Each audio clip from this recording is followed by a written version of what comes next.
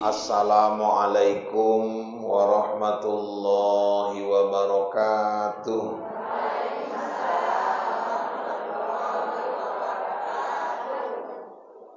Hamdan wa syukran lillah, wassalatu wassalamu ala rasulillah wa ala alihi wa sahbihi wa mawalah. La haula wa la quwwata illa billah. Rabbi adkhilni mudkhala sidqin wa akhrijni mukhraja sidq waj'al li min ladunka sultanan nasira wa qul ja'al haqqu wa zahaqal batil innal batila kana zahuqa. Wa qala Allah ta'ala fil Qur'anil Karim, a'udzu billahi minasy syaithanir rajim, bismillahirrahmanirrahim. Wal 'asri innal insana lafi khusr illal ladzina amanu wa 'amilus solihati wa tawasaw bil haqq wa tawasaw bis sabr. Shadaqallahul azim wa sadaqa rasuluhun nabiyul karim wa nahnu ala dzalika minasyahidin wasyakirin walhamdulillahi rabbil alamin. Ibu Ketua yang sama-sama kita hormati, mudah-mudahan cepat sehat dan dapat kembali beraktivitas sebagaimana biasanya. Amin. Kemudian bapak-bapak, bapaknya satu orang, dua sama yang ceramah ya. Ibu-ibu pengurus, seluruh jamaah dan ibu-ibu khususnya jamaah Masjid Darussalam yang dirahmati Allah. Apa yang disampaikan oleh Ibu Ketua tadi, itulah memang fenomena yang sedang kita hadapi hari ini. Pandemi masih menjadi problem yang belum bisa terpecahkan, bukan cuma di negara kita, tapi di hampir seluruh negara-negara yang ada di dunia ini. Saya punya travel umroh sejak pandemi bulan Maret, macet total sampai sekarang. Kemarin ada informasi 4 Oktober umroh mulai dibuka. Informasi yang kita terima juga, kabarnya jemaah Indonesia juga sudah mulai diperbolehkan untuk berangkat. Namun ada satu regulasi yang kita dengar bahwa jemaah yang akan berangkat 2 hari sebelum berangkat, dia menjalani PCR atau semacam swab, dites positif atau tidak. Kalau negatif, berangkat. Itu 2 hari sebelum berangkat. Terus kalau dia positif, berarti nggak jadi berangkat. Pertanyaannya, tiket linguis di tuku iku piye ceritane kan ngono. Ngono, visa yang udah diurus itu bagaimana? Nah ini problematika. Udah dibuka tapi ibarat kepala dilepas, ekor ditarik gitu. Tapi begitupun karena belum berjalan, ya saya lebih menunggu saja. Macam mana sih sebetulnya nanti aturannya. Entah pula ada kebijakan bisa dipindah ke jadwal lain kalau dia positif. Atau ada kebijakan-kebijakan lain. Ini sebelum berjalan, kita memang sulit untuk memutuskan. Tapi gambaran-gambarannya udah nampak. Saya pernah sampaikan corona ini kecil, tapi dampaknya besar kali gitu. Kenapa kecil? Orang ketengok aja pun enggak. Kalau kita lewat rumah orang ada anjing, anjingnya galak, kita bisa ngelak, jangan lewat situ. Nek eneng wong ngomong, yuk ojo bali lewat kono, mau ketok eneng ulo gede, kita nggak lewat dari situ. Lah iki masalah ini musuh ora ketok. Sehingga akhirnya corona ini merubah pola hidup manusia. Kalau dampak udah pasti banyak dampak lah. Ekonomi, makin banyak pengangguran. Ke masjid pun orang takut. Makanya bapak-bapak, maaf bapaknya satu. Makanya ibu-ibu sekalian, paling tidak juga sudah merubah pola hidup orang. Gitu. Orang jadi takut salaman sekarang ini. Kalau dulu jumpa kok koyo ini nggak salaman nggak sah. Saiki salaman ngene wae, nek sing kode-kode wae ngene. Gara-gara ini pola hidup manusia sekarang ini cenderung ibu-ibu ada yang terlalu ketakutan dengan corona ini. Rupanya ada saya punya kawan dia ketakutan salaman sama orang pun nggak mau. Kalau ada tamu, kalau masih bisa dihindarkan, kalau bisa jangan nerima tamu. Tapi rupanya karena ketakutannya yang begitu tinggi, rupanya kata dokter orang kalau terlalu takut imun tubuhnya turun. Akhirnya malah gampang kena. Terlalu nekat pun nggak boleh juga. Alah orang eneng lah kuwi nandi-nandi terabas saya mbok bentuk sapa wong gila ae pun yo nggak keneng kok. Ah, kok wedine keneng mandak gila tenan wae iku. Jadi banyak sekali memang merubah pola hidup orang. Dulu sebelum masa corona ini ibu-ibu, zaman saya kecil, saya kan kebetulan cakep, maksudnya cakepon, mana maksudnya ya. Sebagian wis batin pede tenan ta, tak keling kok batin mungkin yo kan. Saya orang kebon. Dulu kami di kebon itu, Bu. Mandor itu nyuruh supaya rumah-rumah itu bersihkan halamannya, masang pagar, terus tanami bunga. Orang dulu nanam bunga itu supaya orang nengok bunganya. Selama musim lockdown, musim corona, wong tuku kembang tapi wedi wong delok kembange. Diumpeti kabeh nang jero. Apa meneh wis arek ngerti dulur arek teko, diumpeti kabeh.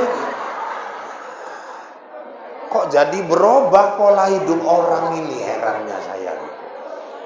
Wong biyen pingin wong ketok kembangi. Lah saiki kembang diumpeti gawe apa dituku larang-larang nek diumpeti.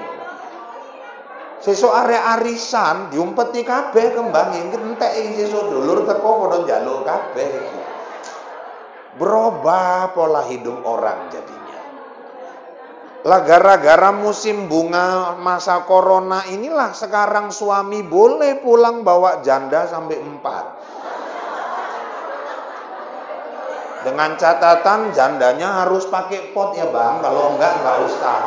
Aku pun mumet janda apa, rupanya janda bolong.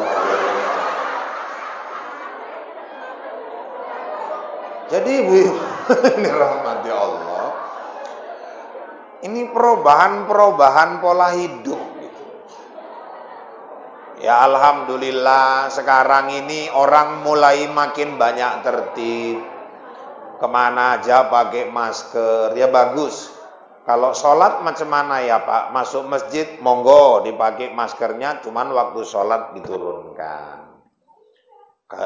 Karena ibu-ibu ya memang kalau kita membaca ayat-ayat Allah itu, kalau bisa ini jangan posisinya tertutup.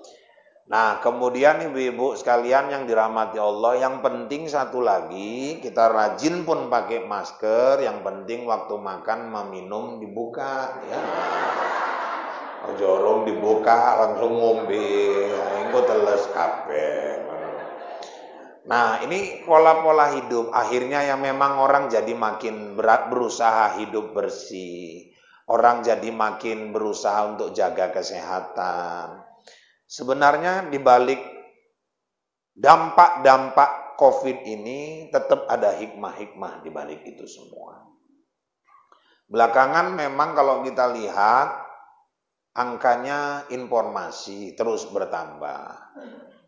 Dan ibu-ibu dan indikasi itu memang di lingkungan sekitar kita lihat memang ada saja, kecuali ya termasuk kami lah. Saya kebetulan tugas di perkebunan, cuman saya di Padang Brahrang, kantor besar kami di Tanjung Merawa. 3 hari yang lalu ya pegawai yang di kantor Tanjung Merawa meninggal juga positif COVID. Ini tadi saya disuruh ke sana karena di kantor tuh buat acara tahlilan. Jadi ibu-ibu yang dirahmati Allah, kita balik ke konsep Rasul saja. Konsep Rasul itu menghadapi wabah kayak mana? Kata Rasul, kalau kau tahu ada orang terkena wabah, bukan kita membenci dia, bukan kita menjauhi dia, tapi berusaha menjaga jarak dengan dia. Jangan terus putuskan silaturahimnya. Karena lockdown itu di zaman Rasul pun tidak ada. Zaman Rasul dulu wabah itu namanya ta'un. Penyakit kulit yang tiba-tiba kulitnya menebal itu. Guatel, menebel. Ada sufa, itulah yang kulitnya menjadi putih-putih itu. Itu sudah ada juga di zaman Rasul. Jadi kata Rasul, kalau ada satu negeri sedang menyebar satu wabah, kau jangan masuk ke negeri itu. Dan yang di negeri itu pun jangan keluar dari negeri itu. Sebetulnya PSBB itu ajaran Rasulullah. Cuman problemnya hari ini, kita ini kan dihadapkan kepada satu persoalan. Persoalannya apa? Masyarakat di lockdown kan, ekonominya mati. Masyarakat dilepas, resikonya juga penyakit. Makanya ini pemerintah pun serba salah. Makanya hari ini anak-anak sekolah pun udah nggak karu-karuan. Kita Bu, walaupun anak di rumah yang sekolah kuliah di Jawa akhirnya pulang di rumah, tapi kita pusing. Pusingnya kenapa? Ini nasib sekolah anak-anak kayak mana? Tapi tetap sekolahnya nagih uang sekolah juga. Pada satu sisi daring, belajarnya pakai handphone. Lah handphonenya namanya anak SD, belum punya handphone. Kongsian sama handphone mamanya. Lah terakhir anaknya karo mamanya gaduh, yang bendino rebutan handphone. Kok anak-anak belajari sak jam, kok main game sedino sampai masuk sore. Akhirnya dampak-dampak ini nggak terhindarkan. Tapi inilah problematika yang memang sedang kita hadapi. Sikap kita ini macam mana Pak Ustadz? Sikap kita tawakkaltu 'ala Allah. Berserah diri kepada Allah. Karena biar bagaimanapun COVID itu sama kayak kita. Sama-sama makhluk. Kalau namanya makhluk pasti ada khalik. Khalik itu sang pencipta. Makanya berlindunglah kepada yang menciptakan. Karena satu makhluk tidak akan bergerak di muka bumi tanpa izin Allah. Makanya kalaupun kita ngaji, berangkatlah dari rumah bismillahi tawakkaltu 'ala Allah. Ya Allah, aku serahkan dirimu kepadamu. Aku serahkan diriku kepadamu. Karena biar bagaimanapun, hidupku ini memang berada dalam genggamanmu. Kita berserah diri, ya kita menjaga diri juga. Pulang nanti ya cuci tangan, mandi. Itu kan bagian dari usaha untuk menghindarkan diri kita dari penyakit-penyakit itu. Kalaupun toh akhirnya kena, la haula wala. Makanya saya bilang, kalau orang mati kena penyakit atau kena wabah, jangan dimusuhi. Kita pun ke depan hidup kita terakhir kayak mana belum tahu. Makanya saya sedih Bu, ada satu daerah di Langkat, ada orang masih muda umurnya, 30-an lebih. ngeracun. Udah, rupanya bocor ini. Capnya ini bocor, ngerembes semua racunnya di pinggangnya ini. Pulang sesak. Sesak, terus dibawa ke rumah sakit. Entah cemana sesaknya makin parah. Dirujuk lagi ke rumah sakit Medan. Terus meninggal dunia. Dilaksanakanlah pakai protokol COVID. Sebetulnya belum positif. Cuman karena meninggalnya sesak, makanya ibu jangan sesak-sesak lah.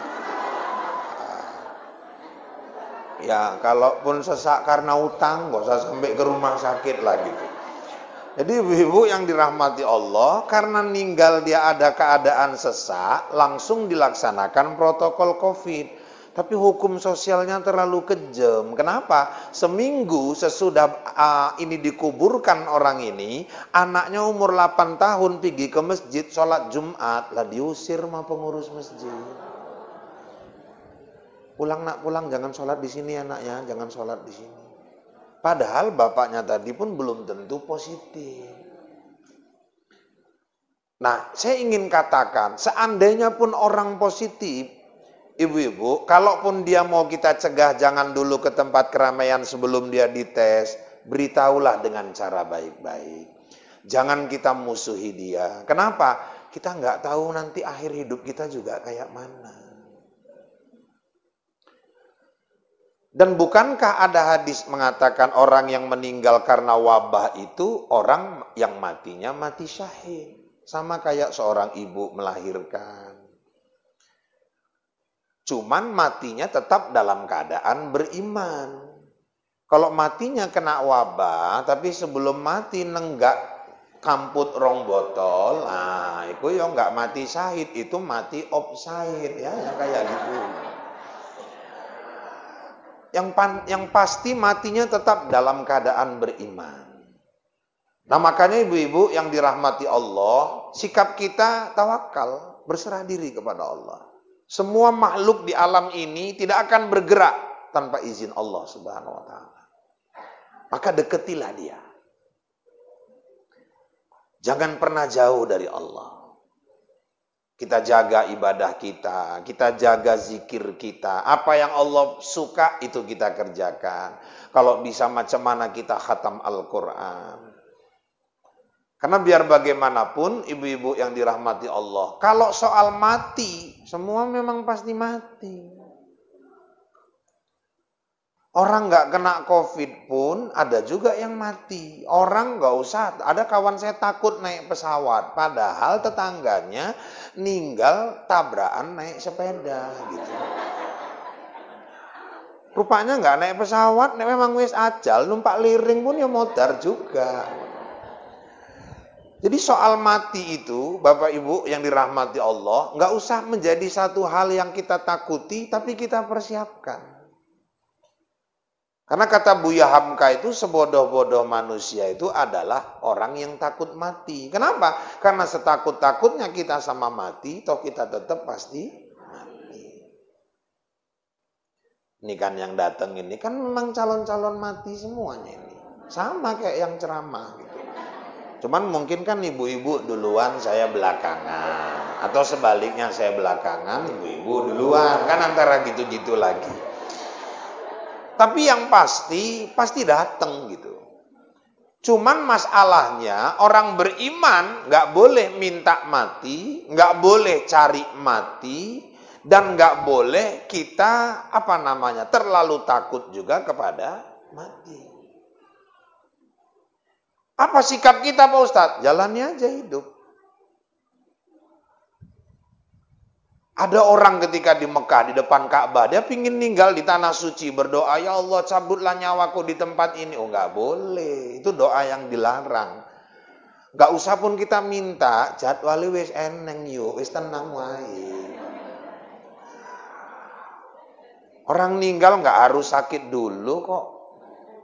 Ada orang 3 bulan sakit, nggak ninggal, malah nunggu, ninggal. Sekampung geger, malaikat salah cabut iki.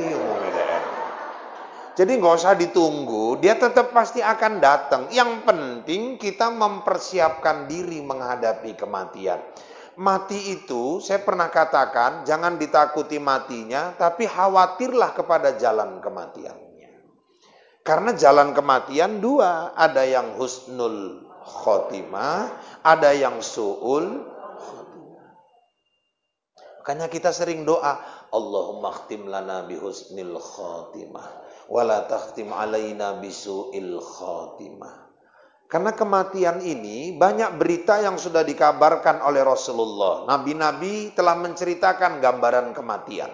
Nabi Muhammad mengatakan rasa sakit mati itu seringan-ringannya seperti kambing dikelebeti kulitnya hidup-hidup.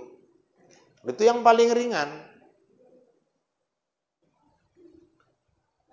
Nabi Musa bilang seperti disayat pedang 100 kali. Nabi Isa seperti burung yang digoreng hidup-hidup. Rupanya ada satu hadis mengatakan orang-orang yang beriman ketika dia menghadapi sakaratul maut, ruhnya dicabut seperti menarik rambut dari tepung. Loh, berarti ada yang ringan juga, yang lebih ringan lagi. Jadi ada seorang ulama ketika dia membaca hadis ini bingung gitu. Loh, kata Nabi, satu sisi macam kambing dikelebeti kulit hidup-hidup. Di versi hadis lain ibarat dimasukkan pohon duri dalam perutmu, duri tadi mengait-ngait uratmu, kemudian pohon itu ditarik sekuatnya hingga putus uratmu semua. Tapi kok ada hadis lain yang mengatakan seperti rambut ditarik saja dari tepung, sesek. Ringan sekali. Ini ulama sholat tahajud tiap malam, puasa Senin Kamis, minta petunjuk, ya Allah, apalah maksud dua hadis ini? Kenapa kok berbeda? Yang satu menggambarkan sakitnya luar biasa, yang satu menggambarkan ringan kematian itu. Kenapa hadis ini kontradiksi? Berilah aku pelajaran, ya Allah. Malam tahajud, dia minta petunjuk dari Allah atas makna hadis ini, ditingkatkannya ibadahnya, puasa, malam dia baca Quran, malam dia tahajud. Sesudah beberapa malam dia laksanakan tahajud, tertidur dia di tempat sholatnya itu. Mimpi ketemu Rasul. Bu, kita kalau mimpi jumpa Rasul, itu Rasul. Karena nggak ada jin yang bisa nyerupai wajah Rasulullah. Tapi kalau ibu mimpi jumpa Ustadz Rahul, itu belum tentu Ustadz Rahul itu. Bisa jadi itu jin.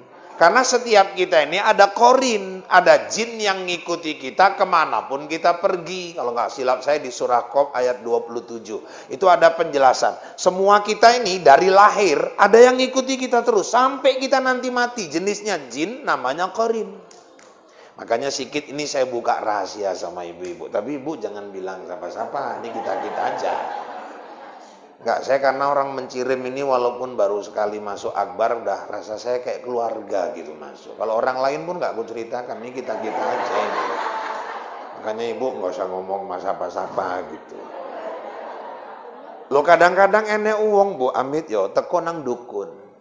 Metu dukun. Assalamualaikum mbah, waalaikumsalam. Ya kong. Ya mbah, iya wis bali bojomu. Maksudnya mbah, juga kan Rene cerita tentang bojomu kan. Loh, kok ngerti mbah? Bojomu iku wis 3 bulan gak bali. Loh, iya mbah, tenan mbah. Kowe neng main karo rondo glugur rimbo. Lah kok ngerti mbah? Oh, mbah lo nggak ngerti. Nek dukun kan guyon.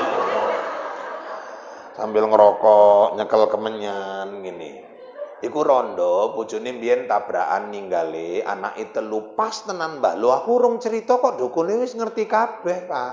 Kenapa dia ngerti? Dukun itu ada jin korin pendamping. Ibu yang datang ini juga punya jin korin pendamping. Karena dia bersekutu sama jin, pendamping dia udah dialog sama pendamping ibu itu. Makanya kalau cerita perdukunan lebih banyak permainan jin. Wak Lasiem meninggal, misalnya gini, misal, kan ngono. Walasyem ki ninggal lantaran gantung diri, lantaran bojone main karo rondo Medan Krio. Jadi ibu yang dirahmati Allah, rupanya mbok piye gantung diri ninggal. Jam 3 dikuburke. Bengi wak Paiman karo wak Paino kan ronda. Mbok piye kebelit ngoyo nang ngisor pokok gori ngoyo. Lah krungu kok eneng kresek-kresek nang dhuwur pokok gori. Paiman delok menduwur, lah rupane wak Lasiem ngringis tekan dhuwur. Disenggol wak Paiman mau man ngopo? Opo? Paiman delok, wah ya enggak tinggal diam, tinggal lari melayu. Gue geger sekampung, arwah wak Lasiem gentayangan. Dalam Islam enggak ada arwah gentayangan. Gak ada itu. Jangan ada orang Islam bilang ada roh orang gentayangan. Roh orang kalau masih hidup udah jelas bersatu dengan jasadnya. Tapi kalau sudah meninggal, jasad pulang ke tanah, rohnya innalillah wa inna ilaihi rajiun. Dari Allah kembali kepada Allah, diletakkan Allah di satu tempat namanya alam barzakh. Jadi nggak ada roh gentayangan wis ninggal ngopo ilasak menerono rene. Cuman Pak iki jelas, sworone podo, raine podo, model-model rambutnya sak baju-bajune sak untuk gingsule pun podo Pak. Pas tenan, saya nggak bantah itu bisa terjadi, tapi itu bukan rohnya wak Lasiem. Jadi itulah jin korinnya yang ngikuti dia semasa hidupnya. Itulah makanya Nabi, maaf ini ngaji ya Bu ya, ngaji. Nabi itu ngajarkan suami istri itu kalau mau berhubungan, Allahumma jannibni syaiton wa jannibi syaiton ma razaqtana. Kenapa? Karena kalau dibaca doa ini jin korinnya pergi semua. Keluar dari tempat itu. Tapi kalau orang suami istri berhubungan nggak pakai adab, nggak pakai akhlak, maaf cerita nggak dibacanya doa ini, jin korinnya ikut campur di situ.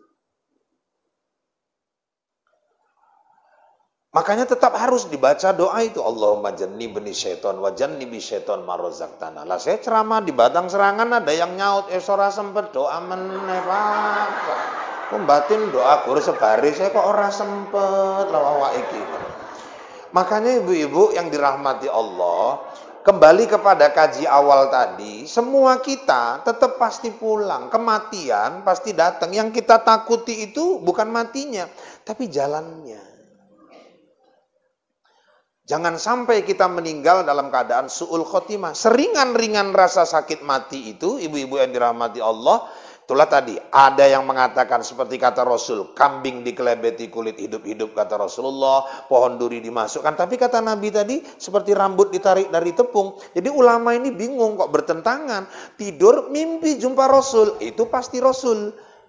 Jadi ibu-ibu dalam mimpi itu, wahai Rasulullah, terangkanlah apa makna hadis yang kau sampaikan itu. Kenapa satu sisi mengatakan bahwa rasa sakit mati itu sedemikian luar biasa, tapi satu sisi seperti rambut ditarik dari tepung, sepertinya ringan sekali. Kata Rasulullah, kau pelajari melalui surah Yusuf. Tep, langsung tersadar. Surah Yusuf. Bangun, ngambil wudhu, ulama ini hafal Quran. Dikajinya, dibacanya lagi surah Yusuf satu persatu, akhirnya dapat dia jawabannya. Kenapa kok satu sisi rasa sakit mati luar biasa, satu sisi lagi seperti rambut ditarik dari tepung. Nabi Yusuf ini kan anak Nabi Yakub. Nabi yang paling ganteng. Walaupun ini ada beda-beda pendapat. Kalau saya ditanya, yang saya pelajari, sebetulnya Nabi paling ganteng itu Nabi Muhammad. Orang kata Allah dalam hadis kudusi, tidak kujadikan bumi ini kalau tidak karena engkau, wahai Muhammad. Tapi Nabi itu karena rendah hatinya, pernah ditanya, kau sama Nabi Yusuf lebih ganteng mana ya Rasulullah? Aku dengan Yusuf seperti rembulan dan matahari. Artinya beda-beda tipis. Ya kayak Irfan Marahul. Jadi ibu-ibu sekalian yang dirahmati Allah, itulah kerendahan hati Rasulullah. Nah sebetulnya kalau pastinya sebenarnya lebih ganteng Rasulullah. Yusuf itu udah diakui sebagai manusia yang paling tampan. Dari kecil udah menggemeskan sama bapaknya. Sehingga kasih sayang Yakub lebih. Akhirnya saudara-saudaranya iri. Dibuanglah Nabi Yusuf ke dalam sumur. Ibu-ibu pulang diakui sama keluarganya, diterkam binatang buas. Itulah berduka Nabi Yakub selama 1 tahun. Bolak-balik teringat Yusuf nangis. Teringat Yusuf nangis. Kering air matanya, buta. Rupanya Yusuf ini ditemukan saudagar, pedagang-pedagang yang mau ke Mesir. Diselamatkan, kaget. Loh, kok garang tenan saiki. Wah, rezeki iki, gowo nang Mesir. Didol. Dijual di pasar. Pakai harga jual budak. Dulu budak-budak itu dijual. Rupanya ada kepala polisi Mesir, kalau di sini Kapolri, punya istri, ayune pun meram-meram juga, jenenge Zulaikha. Nggak duwe anak, wong iki. Melaku rono rene kok ketok eneng bocah didol, wonge garang, hargane murah, lantaran harga budak. Langsung dia bilang sama suaminya, bang beli kenapa bang? Kita kan nggak punya anak. Kita angkat aja jadi anak kita. Dibeli, dibawa pulang jadi anak, diangkat. Yusuf besar, gantengnya luar biasa. Biasalah namanya Yusuf. Jadi ibu-ibu yang dirahmati Allah, rupanya makin garang, mamanya Zulaikha jatuh cinta. Cuman Yusuf ini kan orang yang berakhlak. Dideket-deketi sama mamanya ngelak. Yusuf tetap ngelak. Yusuf tetap nggak mau. Sehingga pada suatu hari suaminya nggak di rumah, nyelinap masuk Zulaikha ke kamar Yusuf, dikunci pintunya, didekatinya Yusuf, diajaknya berzina. Yusuf berkata, aku takut kepada Allah ibu. Akhirnya dipaksa, Yusuf lari deketi pintu. Saat dia mau buka pintu, ditangkap bahunya, ditarik, koyaklah gamis belakangnya. Pintu pun terbuka. Suaminya udah berdiri di depan pintu, kaget lah nyanyi. Oh, kamu ketahuan. Kan kira-kira ngono. Akhirnya apa kata Zulaikha? Anak ini kurang ajar bang, masa mama angkatnya mau diperkosanya? Yusuf bilang tidak ayah, tidak mungkin, dia ibuku, aku tidak mungkin lakukan itu. Akhirnya suaminya bingung, ini yang betul istriku apa Yusuf? Satu sisi dia cinta sama Zulaikha, satu sisi dia pun dah sayang sama Yusuf. Dua-dua dia percaya, karena dia tahu Yusuf ini anak yang baik budi. Akhirnya bingung, dipanggillah seorang hakim. Hakimnya adik kandung Zulaikha. Cuman hakim-hakim dulu kan memang adil, nggak bisa disuap, nggak bisa dibayar, siapapun yang diadili, kalau salah ya dia bilang salah. Ditanya, dipanggil adiknya, suruh datang, ada apa bang? Ini kakakmu kasus. Ya bahasa sekarang lah, kan kira-kira gitu. Kasus apa bang? Lo aku pulang kerja, buka pintu kamar, lo kok tiba-tiba orang ini berdua udah di dalam kamar. Terus kok mereka ini entah macam mana, kulihat ada yang nggak wajar. Kata Yusuf, dia nggak ada apa-apa, dia nggak ada melakukan dan niat apa-apa sama mamanya ini. Tapi kakakmu bilang Yusuf mau perkosa dia. Aku bingung, yang betul nih siapa? Coba dulu kau analisa ini. Kira-kira macam mana kita menentukan siapa yang salah, bang? Ada nggak baju Yusuf? Baju apa yang dipakainya waktu kejadian? Maksudnya coba cari bang, suruh cari. Ambil bajunya, dikasih. Bang tengok, kalau baju ini koyaknya di belakang, berarti yang salah kakakku.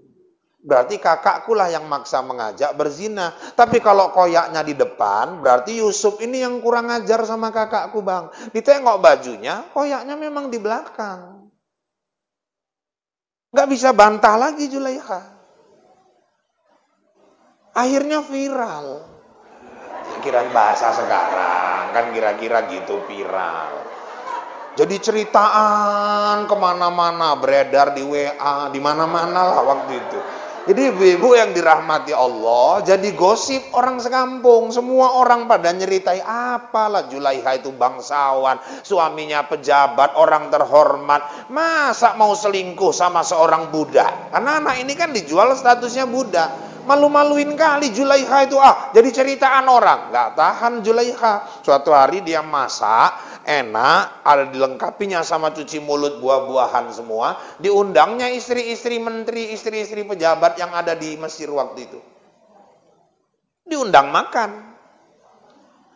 Siap makan, siapkan buah-buahan, siapkan pisau, suruh nikmati buah-buahannya. Orang itu mulai ngupasi buah-buahan. Didatangi Yusuf, Yusuf kau keluar. Jangan ada ngomong apa-apa, jangan kau tegur mereka, kau jalan aja melintas di depan mereka.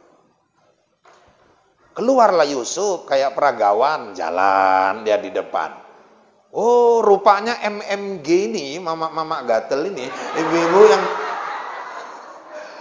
rupanya pada nengok Yusuf jalan, nggak sadar, ini bukan buah lagi yang dikupas. Rupanya pisau udah ngiris-ngiris tangan mereka sendiri. Sehingga akhirnya udah hilang Yusuf, nggak nampak lagi, baru terasa jerit semua kesakitan setengah mati. Waduh, ini kok kayak gini nih ya Allah, kata Zulaikha, rasain kalian. Kalian pikir Yusuf tuh kaleng-kaleng, kan kira-kira gitu. Akhirnya ibu-ibu barulah sadar, istri-istri pembesar Mesir, kenapa Zulaikha tergoda sama Yusuf. Apa kaitannya sama hadis Nabi tadi? Satu sisi katanya rasa sakit mati itu kayak kambing dikelebeti kulit hidup-hidup. Satu sisi kayak rambut ditarik dari tepung. Ibu-ibu yang dirahmati Allah, rupanya akhirnya ulama ini dapat jawabannya. Jawabannya apa? Kalau seseorang yang kafir, seseorang yang fasik, seseorang yang kufur, seseorang yang ingkar kepada Allah, ketika dia sakaratul maut, malaikat Israel sudah mulai datang menjemput, yang ditunjukkan di hadapannya tempat dia di neraka nanti. Matanya akan menyaksikan api yang menyala-nyala. Apa yang ada di dalam api neraka itu ular kalajengking semua yang akan menyiksa dia. Diperlihatkan sebelum dia sakaratul maut. Makanya ibu-ibu, rasa sakit mati itu jadi lebih sangat dahsyat. Kenapa? Memang udah rasa sakit mati itu sakit. Dia lihat lagi tempatnya di neraka yang seperti itu. Maka gak usah heran kadang ada orang ninggal matanya mendelik, gak mau kedip-kedip. Kadang ada orang meninggal, sadar dia masih, tapi kita bisikkan pun dia udah gak respon lagi. Dia terpana, kaget melihat tempat dia di sana. Maka rasa sakit mati itu lebih sakit dari 100 kali sayatan pedang. Maka ada orang yang sampai hitam wajahnya, ada yang biru. Sementara untuk orang-orang mukmin, orang-orang yang taat kepada Allah, ketika Israel datang menjemput, ditunjukkanlah kehadapannya tempat dia di surga nanti. Tempat yang begitu indah. Keindahan surga itu, Bu, kalau masih terbayang ibu, itu bukan surga. Kalau masih terbayang kita, kunang surga eneng banyu nih sungai ini ku manis, lebih manis teko madu, kita bayangke bentuknya kaya ngene, itu bukan surga. Kenapa? Karena surga itu nggak terbayang manusia keindahannya. Tapi ketika dia sakaratul maut, ketika ruhnya mau berangkat, malaikat tunjukkan tempat dia di surga. Sehingga rasa sakit mati yang begitu dahsyat, karena dia lihat keindahan surga, akhirnya rasa sakit mati itu tidak terasa. Seperti wanita-wanita tadi yang melihat gantengnya Yusuf, gak terasa mereka sudah mengiris-ngiris tangan mereka sendiri. Siapa itu Pak yang matinya kayak gitu? Itulah ibu-ibu jamaah Akbar Mencirim ini. Belum siap sama ustadznya yang ceramah. Kok aku mau ditinggal? Dari menang dewe wae. Wong ning nyocot setengah mampus nang ngarep. Mbok ditunggu DC arek masuk surga dhewean, ae ustaze ditinggal. Jadi ibu-ibu yang dirahmati Allah, nah yang kita takutkan ini sebetulnya bukan matinya, tapi jalan matinya ini yang mana? Apakah ditunjukkan tempat api yang menyala-nyala atau yang ditunjukkan keindahan surga ketika sakaratul maut? Itu yang belum tahu, dan semua itu akan tergantung sekali amal kita semasa hidup. Makanya manusia kalau mau hidup, dua hal aja yang harus dia jaga betul-betul. Duribat alaihimul dhillah Ainama thuqifu illa bihablim minallah wa hablim minan nas. Manusia itu diliputi kehinaan dimanapun dia berada, kecuali yang baik hubungannya kepada Allah, baik juga hubungannya kepada sesama manusia. Ada orang sama Allah hubungannya bagus, tapi sama tetangga nggak cakepan, celaka itu. Oh, sholat nggak pernah tinggal, zikir rajin, baca Quran, bolak-balik khatam, karo dulur kandung 3 tahun nggak cakepan gara-gara batas tanah warisan. Ibadah kan main, tapi hubungannya karo dulure rusak, neraka, nggak akan selamat. Makanya ibu-ibu yang dirahmati Allah, nggak bisa kita cuman bagus hablum minallah, hablum minan nas, rusak, nggak bisa. Ada juga orang sosialnya bagus, kalau ada orang sakit mobilnya keluar, bawa ke rumah sakit, nggak usah bayar-bayar. Ada orang sakit dia duluan jenguk, ada kegiatan apa-apa dia rajin nyumbang, tapi sholat nggak gelem. Wong poso deh ngerokok, baca Quran nopo meneh. Ini celaka juga. Makanya yang mau selamat, hablum minallah bagus, hablum minan nasnya pun harus bagus. Kalau sholat udah nggak saya bahas lah, orang nampak yang hadir hari ini kan rata-rata wajahnya ahli sholat. Amin. Bisa dilihat tuh Bu, dari keningnya yang bercahaya kena sinar matahari, sinar lampu, ya kan. Insya Allah lah, kalau orang-orang ngaji ini kan rata-rata sholatnya terjaga. Amin, amin ya rabbal alamin. Dan sholat itulah media hubungan kita kepada Allah. Maka selalu hubungi Allah di nomor 24434. Itu nomor menghubungi Allah. Saya ulangi, 24434. Itu sambungan yang biasa. Kalau mau ada sambungan jarak jauh yang langsung cepat sampai lagi, ada 2443422. Apa itu Pak Ustadz? 2 subuh, 4 zuhur, 4 asar, 3 maghrib, 4 isya. Sholat tahajud 222, terserahlah mau berapa kali, tambah 2 lagi duha. Wah itu SLJJ, langsung sampai itu. Saat video call pun kayak langsung. Itu yang harus kita jaga. Tapi jangan dipejet Bu di handphone, nanti yang datang pemadam kebakaran minta tolong. Makanya ibu-ibu yang dirahmati Allah, jaga ini hubungan kita kepada Allah. Jangan pernah putus. Terus Ustadz, jaga dengan zikir. Zikir itulah menjaga hubungan rutin kepada Allah. Makanya kalau selesai sholat usahakanlah tetap harus Allahumma antas salam. Jangan Allahumma lantas jalan gitu. Pemene subuh, kadang subuh ini pun 5:30 mikir ke arek masak meneh. Makanya kalau bisa, jangankan subuhnya, 2 rakaat sebelum subuh itu pun jangan sampai tinggal. Karena sekaya-kaya Joko Chandra yang ditangkap semalam, bisa lebih kaya kita. Kenapa? Orang yang sholat 2 rakaat sebelum subuh, dunia dan seisinya miliknya, kata Allah Subhanallah. Makanya Bu, kalau bisa biarlah kita miskin di dunia, tapi harus kaya di akhirat. Jangan sampai nanti kaya di dunia, tapi miskin di akhirat. Kalau bisa pilih yang nomor 3 lah. Kaya di dunia, kaya juga di akhirat. Tapi jangan sampai jadi yang nomor 4. Udah miskin di dunia, miskin lagi di akhirat. Di dunia tiap hari numis kangkung, di akhirat tiap hari kena pentung. Ini kan susah kali. Nah, makanya jaga hablum minallah. Apa yang Allah suka, kerjakan. Ibu-ibu yang dirahmati Allah, nggak usahlah Allah dulu kita cerita ke sana. Kita aja kita. Kita itu kalau nasihati anak, ibu-ibu yang dirahmati Allah, nak ngene jadi wong iku kudu ngene. Kalian tinggal nang ndi pun harus kaya ngene. Nek eneng rezeki kowe kaya ngono ya. Wis, engko kira-kira kita tua, wis padha tua kabeh, anak-anak kumpul, enggak inget kita mbiyen mama meseni kita ngene. Mamake ngrungokke nang mburi. Rasane seneng tenan nek anak kowe isih inget pesen-pesen kita. Makanya Allah pun seneng kalau ayat-ayatnya itu selalu dibaca. Kalau dia udah seneng, dia jaga kita. Macam mana Allah mau jaga kita kalau dia pun gak seneng sama kita? Doa itu akan cepat sampai kalau kita dekat. Kita mau masuk surga, lah deketlah sama yang punya surga. Saya dulu di Langkat, bupatinya kan pernah Pak Samsul Arifin. Saya dulu ibu-ibu sama Pak Samsul itu entah cemana ya, sampai sekarang itu hubungan itu kekeluargaan memang deket. Dan Pak Samsul itu mas apa-apa memang kayak gitu orangnya.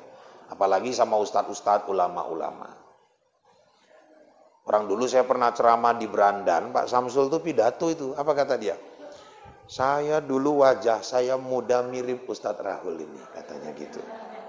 Oh, waktu saya ceramah saya bilang saya senang kali wajah saya rupanya wajah bupati, saya bilang. Cuman aku udah tahu lah mukaku udah tua nanti, saya bilang gitu. Dan pun guyu setengah mampus Pak Samsul waktu itu. Itulah saking deketnya udah gitu. Jadi ibu-ibu yang dirahmati Allah, karena deket, saya dulu kalau mau ketemu beliau nggak pernah payah gitu. Datang ke rumah dinas, dah lapor, jumpa. Dan saya juga punya orang dalamnya itu ajudan. Ajudannya itu deket sama saya. Nanti malam besok mau ketemu, saya besok mau ketemu Pak Samsul. Pak Samsul masih di Jakarta, nggak jumpa. Pak, besok Bapak udah pulang. Nah, dikasih tahunya, datang jumpa. Itulah enaknya kalau punya orang dalam. Yang susah ini kan kadang sholat nggak pernah, puasa enggak, tahajud apalagi, sedekahnya pelit, kerjaannya maksiat, ngerasani wong, ganggu bojone wong, jadi pelakor, ngono kerjaannya si urip. Kalau ditanya mau masuk surga yuk, ya gelem lah. Nggak pernah ibadah, kerjaannya nggak genah, pingin masuk surga lah kok koyo ndek wong jero arek masuk surga. Loh Pak, masuk surga pun harus punya orang dalam, harus. Loh berarti di sana bisa kong kali kong Pak, tetap harus kong kali kong. Enggak genah ikut sarahul iki. Mungkin ada yang pikirannya kayak gitu. Ibu-ibu, satu kalau mau masuk surga, deket sama yang punya surga. Kedua, harus punya orang dalam. Saya lagi nyiapkan nih orang dalam supaya nanti saya kalau mau masuk surga bisa minta tolong sama orang dalam biar lebih gampang masuknya. Siapa itu Pak? Makanya anak saya suruh ngapal Quran. Supaya nanti jadi orang dalam bisa nolong orang tuanya di sana. Jadi kalau mau punya orang dalam yang bantu kita masuk surga, siapkan anak-anak cucu kita itu. Suruh mereka ngapal Quran. Karena anak-anak yang habis Quran, dia bisa nolong orang tuanya nanti yang masuk ke dalam neraka. Ya Allah itu mamaku, ya Allah itu mamaku, itu mamaku. Allah bilang, malaikat angkat itu. Apa kali hebatnya anak ini ya Allah, kok ngangkat-ngangkat mamanya pula. Dia hafal Quran 30 juz. Oh ya kini mbak, munggah. Muriko pun isik main karo dodo mencirim main. Angkat. Jadi ibu-ibu sekalian yang dirahmati Allah, persiapkan juga orang dalamnya gitu. Maka deketilah dia. Dia yang punya surga, dia yang punya alam. Covid ini yang menentukan kemana dia jalan juga dia. Berlindunglah kepada Allah Subhanahu wa Ta'ala, dekati Allah Azza wa Jalla. Dah, satu, hablum minallah kita jaga. Yang kedua, orang akan selamat hidup di dunia dan sampai ke akhirat kalau hablum minan nasnya juga bagus. Hubungan kepada sama manusia. Hablum minan nas ini meliputi apa aja Ustadz? Ya yang pertama itu ya yang terdekat dulu, zawil kurba. Kita sama orang tua. Jaga hubungan. Makanya aduh saya sedih kali ada orang baru-baru ini gaduh sama mamanya. Lah kok bisa dia ngomong mulai ini hari aku nggak punya mama lagi. Mulai hari ini mama gak punya anak lagi kayak aku. Sejelek apapun mama kita, dia tetap mama. Sesakit hati apapun kita sama mama kita, gak bisa mutuskan ibarat nyincang air. Macam mana kita nyincang air? Gak bisa. Tapi Pak mamaku mulut cocot cangkem niku lancip tenang Pak. Sakit tenan nang kini ngerasa kini. Ibu-ibu yang dirahmati Allah, Nabi Ibrahim pun bapaknya kafir. Nabi Ibrahim pun bapaknya pembuat berhala. Waktu dia dibakar hidup-hidup oleh Raja Namrud, lah bapaknya tepuk tangan. Ibu-ibu yang dirahmati Allah, tapi apakah Nabi Ibrahim benci sama bapaknya? Enggak, bapak tetap bapak. Orang tua tetap orang tua. Makanya ada satu pernyataan Rasulullah. Apa itu? Semua dosa dilambatkan Allah balasannya. Saya ulangi. Tak delok ekeleng arek kurang nyambung iki kan. Bayangi jemuran, bayangke di Bali ini jam piro ya nek bayangke ngono. Aku ben nek asar wis mandek, enggak suwi-suwi. Jadi ibu-ibu, maksud saya jangan pas inti-intinya nggak masuk gitu. Ibu-ibu yang dirahmati Allah, kata Nabi, semua dosa itu dilambatkan Allah balasannya. Orang zina mungkin di akhirat baru dibalas Allah. Orang nyuri mungkin di akhirat baru dibalas Allah. Orang nipu mungkin di akhirat baru dibalas Allah. Tapi dosa kepada orang tua, kata Rasul, sebelum meninggal dia sudah akan menerima balasannya. Jadi dosa yang paling cepat balasannya itu dosa sama orang tua. Makanya ibu-ibu yang dirahmati Allah, ada seorang anak pernah curhat sama saya. Aku kurang apa lah Ustaz? Datang ke rumah, orang nggak tahu apa-apa, ujuk-ujuk ngomong kurang apa. Aku pun mumet kenal ora, neng hubungan apa pun ora. Teko kok tahu-tahu aku ki kurang ngopo, Pak. Tak delok daen pendek, riko kurang dur, batinku ngono, cuman yang enggak tak omongke langsung. Kenapa rupa ibu? Tak omong ngono. Saya ini sama orang tua entah kurang apa lagi patuhnya. Dulu saya gadis, Pak Ustadz. Terus orang tua saya nyuruh saya nikah sama duda, umurnya udah 60-an. Cuman memang ladang sawitnya lebar. Mamaku ngomong, gak suwi gue. Pun ninggal kan warisannya jelas. Pau lah lajang pun garang nih gak jelas ya apa. Saking patuhnya aku sama orang tua, Pak. Nikah aku sama bapak itu. Saking patuhnya. Terus apa meneh masalah nih Bu? Lah nggak nyongko Pak, 60-an lebih lah kok meteng juga aku digawe ini Pak. Ya berarti paten wawahiku tak omong ngono juga. Manda anak kembar pula iku Pak lahir. Oh, ya rezeki lah tak omong. Rezeki apa? Anak iki Pak kembar loro lanang. Bandel enggak ketulungan Pak. Payah tenan diarahke. Omongin nek kita patuh karo wong tua, kita wong tua anak akan patuh karo kita. Aku masalahin biyen patuh wong tua, anakku kok koyo ngene Pak. Riko, bojoe Riko kan kita enggak ngerti. Wes siji. Kedua, kalau suami patuh sama orang tua, istri juga patuh sama orang tua, ternyata anaknya payah diarahkan, gak karu-karuan akhlaknya, mungkin itulah ujian Allah sama ibu. Makanya eneng kita urip iki, anak kita payah tenan diatur, payah tenan diarahke, ingat kita mbiyen karo wong tua piye. Makanya ibu-ibu jemaah yang dirahmati Allah, kita kalau marahin anak, kita palak sama anak, udah selesai, coba renungkan. Jangan-jangan kita nengok anak itu kayak kita lagi ngadep ke kaca. Janiling kita marahiku, ikulah kita mbiyen. Saiki nek anake arek metu direpeti enggak karu-karuan, anak opo kowe ngkor enggak genang-genang metu mbok karo sapa budalan biyen gadis DN 16 kaya piala bergilir wong gowo.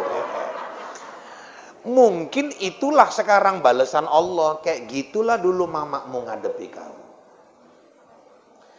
Kadang dosa sama orang tua itu di dunia Allah sudah tunjukkan balasannya. Makanya seburuk apapun orang tua, jangan pernah benci dia. Kenapa? Karena mungkin dia rewel, cerewet, lancip, cocotik, karena saking sayangnya dia sama kita. Kadang-kadang anaknya 4. Sing siji alhamdulillah manajer kebon, sing nomor 2 polisi perwira, sing nomor 3 kabak nang Pemkab, sing nomor 4 RBT misalnya gitu. Cuman kok mama iki geleme milu karo ning RBT wae, Pak. Anake sing lain seneng-seneng omahe mewah-mewah dijeki pun gak gelem. Kadang-kadang aku mumet omong eling RBT mau ujarku mbok ganti-ganti ya. Aku eling ngrasake wis cocote lancip tenan omongnya deh. Ini kenapa anaknya ngomong kayak gini? Karena anak ini nggak ngerti. Ternyata 4 anak dialah yang dikasih kesempatan Allah balas perbuatan baik mamanya dulu. Yang 3 itu kadang minta pun mamanya belum tentu mau. Ketika dia mau ikut kita terus, itu memang takdir Allah, kasih sayang Allah sama ibu. Nih ku kasih ladang, kau tanemi, nanti kau yang metiknya di akhirat sana. Karena kata Nabi, gak ada balasan yang lebih pantas buat anak yang ikhlas mengurus orang tuanya. Kecuali di yaumil akhir dia berhak duduk bersebelahan denganku nanti di surga, kata Rasulullah. Cuman yang ngurus orang tua itu memang harus ikhlas. Gampang merajuk, sensitif. Karek nandi, arek metu mak nang diski, aku golek ke lemeng yo nem, insyaallah mak delok ke anak-anak yo, iya lunga plonjo nandi, tuku roti, tuku buah segala macam hujan, langsung bali nggo mantel, lali tuku lemeng. Di lemeng nem, ngomongin astagfirullahaladzim, lali mak, yo ngono nek aku ling kirim.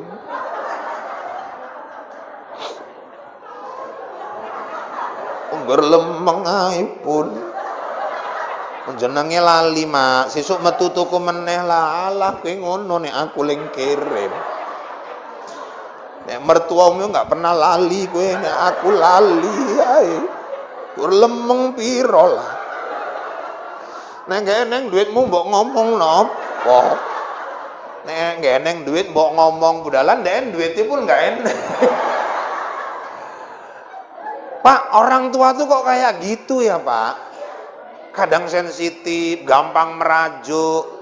Kadang-kadang kita udah entah kurang apa lah Pak. Mandi kita mandiin, makan kita suapi, ganti baju ya kita pakei. Pingin duduk di teras ya kita gendong, kita dudukkan di teras. Cuman kadang kok orang tua tuh kurang aja. Kalau kita ngambil hikmah, sebetulnya kalau kita lakukan itu sama orang tua, Allah cuman mau nunjukkan, gitu dia dulu ngurus kau ya, biar kau tahu.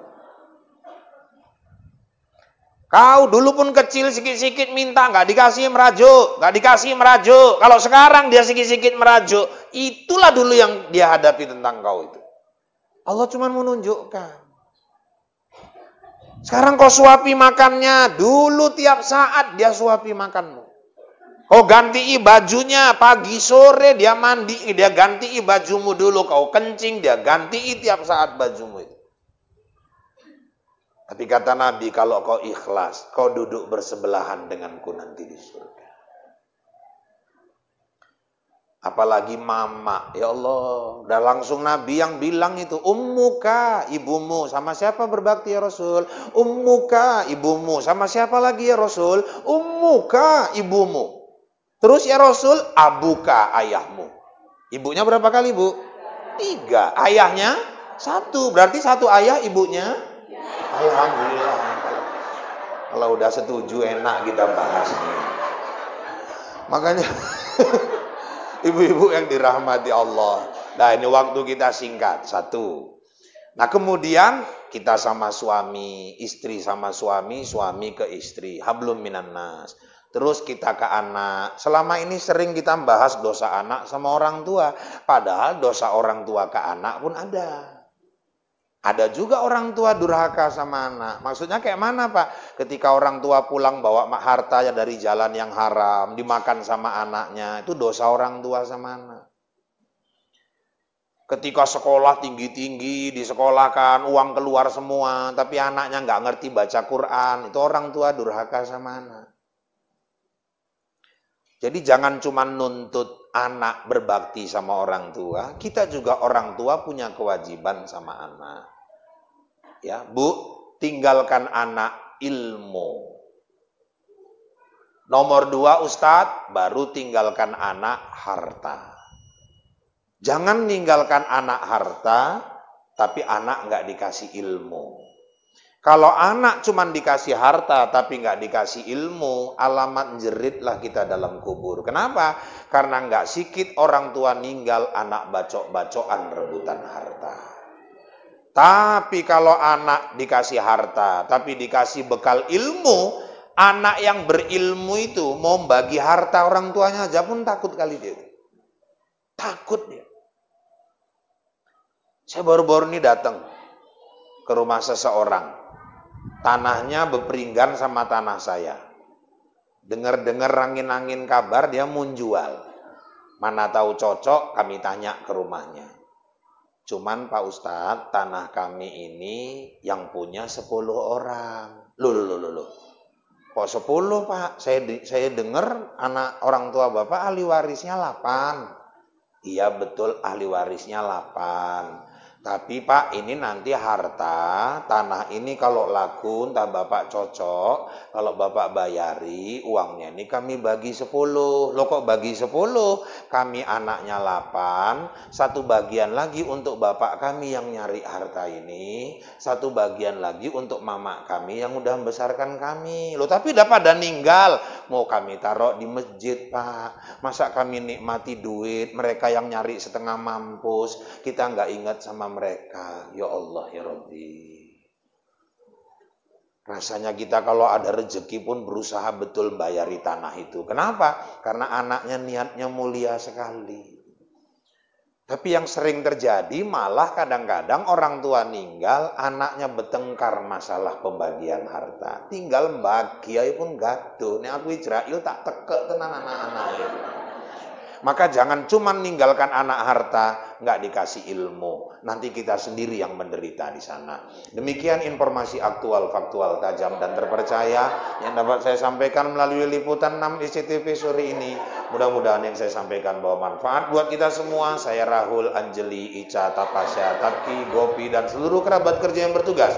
Mohon diri dari hadapan Anda. Kita bertemu lain waktu, lain kesempatan, namun dalam gelombang yang sama. Kita kembali ke studio di Indosiar untuk menyaksikan acara Ku Menangis. Wabillahi taufiq wal hidayah.